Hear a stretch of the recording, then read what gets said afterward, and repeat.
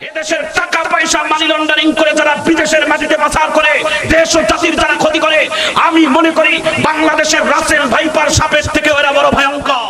তিনি কি দল করেন করেন আমার কোনো বিষয় নয়, আমাকে তার কিছু কথা আমার হৃদয়কে অনেক ভালো লেগে ফেলেছে, আমি তার কথাকে কিছুকে সাপোর্ট করি।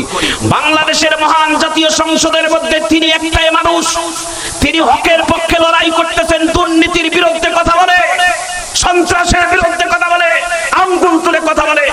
এই কয়েকদিন আগে তিনি একটি কথা বলেছেন, মাননীয় স্পিকার, বাংলাদেশে রাসেল ভাইপার সাপ এসেছে, রাসেল ভাইপারকে কন্ট্রোল করার জন্য, রাসেল ভাইপারকে মোকাবেলা করার জন্য বাংলাদেশের মানুষ দিয়ে নয়, কিছু বেজি দিয়ে তাকে মোকাবেলা করতে হবে।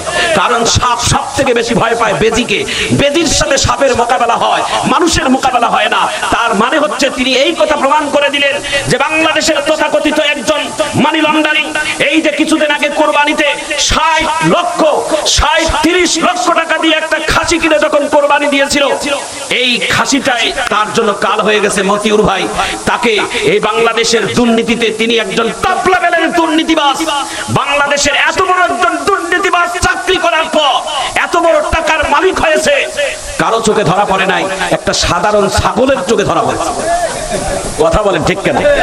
আজকে এই মাননীয় জাতীয় সংসদকে আমরা স্যালুট জানাই যে আপনি জাতির জন্য যে কথাটা বলেছেন, আপনি কতদিন টিকে থাকতে পারবেন আমরা জানি না, তবে আমরা দোয়া করি আপনি যতদিন ন্যায়ের পক্ষে কথা বলবেন, এদেশের তৌহিদি জনগণ ততদিন আপনার জন্য নেক দোয়া করবে। ব্যারিস্টার সুমন ভাই, আপনার জন্য আমাদের অন্তর খোলা দোয়া থাকবে, আপনি জাতির জন্য হক কথা বলেই যাবেন, সত্যের পতাকা একদিন আসবেই।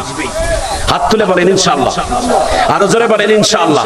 আর একটি সত্য কথা বলি, আমার বক্তব্য আমি শেষ করছি। আপনারা জানেন আল্লাহ বলেন কোরআনে, ওয়ামাকারু ওয়ামাকারাল্লাহ আল্লাহু খায়রুল মাকিরিন। এই পৃথিবীতে যত সবথেকে মক্কর ওয়ালা হচ্ছেন আমার আল্লাহ।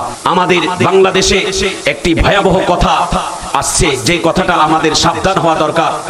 আমাদের যেমন একটু আমাদের যেটা আমরা শুনি যে মোবাইলে ইদানিং যে কথাটা আমরা পাচ্ছি, যে কিছু কিছু মানুষের মুখে মুখে কথা যে রাসেল ভাইপার নামে একটা সাপ, এই সাপটা সবল দিলে নাকি অল্প সময়ের মধ্যে মানুষটা মারা যাবে, এই রকম কিছু কথা সমাজের মধ্যে আতঙ্কিত ভাবে ছড়িয়ে যাওয়া হচ্ছে।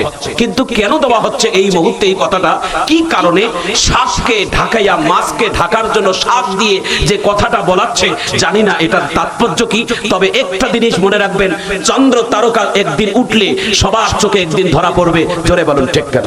একটা জিনিস মনে রাখবেন, সাপের আতঙ্কে, রাসেল ভাইপার সাপের আতঙ্কে আপনারা যেভাবে মোবাইল ফোনে লেখালেখি করতেছেন আর যেভাবে আতঙ্কে আছেন, রাসেল ভাইপার সাপের থেকেও যদি আপনারা সব থেকে বড় রাসেল ভাইপার হচ্ছেন এদেশের দুর্নীতিবাজ, এদেশের টাকা পয়সা মানি লন্ডারিং করে যারা বিদেশের মাটিতে পাচার করে দেশ ও জাতির যারা ক্ষতি করে, আমি মনে করি বাংলাদেশের রাসেল ভাইপার সাপের থেকে